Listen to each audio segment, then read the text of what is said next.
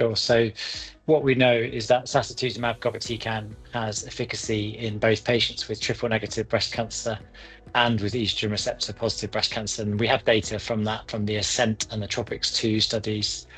However, we also know that a substantial percentage of patients don't respond to sacituzumab, and unfortunately, patients do progress upon sacituzumab relatively quickly, often within 6 months or so. And so there's interest to see whether we can make sacituzumab govitecan more effective.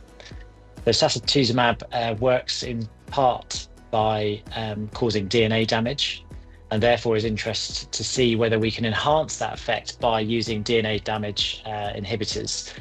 And WEE1 has emerged as a target that could be useful with sacituzumab. The WEE1, so Debio123, which is a WEE1 inhibitor, targets CDK1, which is a key component of the G2M to S phase checkpoint.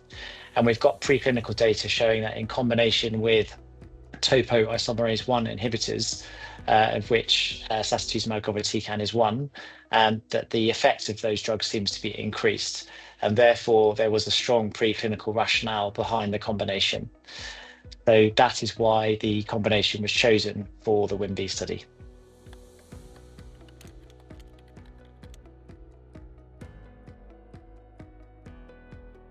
So I think obviously sacituzumab has its place in both the treatment of triple negative breast cancer and in hormone receptor positive HER2 negative breast cancer. In triple negative breast cancer, it's from the second line of treatment onwards, and in hormone receptor positive breast cancer, it tends to come at a slightly later line. So the WIMB study potentially opens a number of opportunities in the future. So the first part of the study is obviously demonstrating the safety of the combination of the two drugs. And then the second part is trying to demonstrate efficacy. And so what we're hoping in the phase 2 part is that we demonstrate an improvement in overall response rates, and that this will lead to a larger study where we begin to look at outcomes like progression-free survival and overall survival. The other interesting things that may come from the study are preclinical work, and certainly we are collecting samples from the patients who are kindly taking part in this study to see whether we can detect biomarkers of either response or resistance to the treatment combination. And it could be that this helps us work out who may benefit the most from the treatment in the future.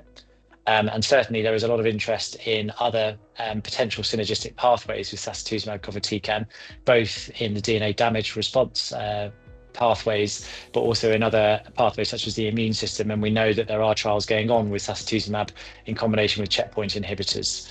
So that's where I think the excitement around the WIMB study could be in the future, is around trying to enhance that efficacy for these patients who are in need of extra treatments to help improve their progression-free and overall survival.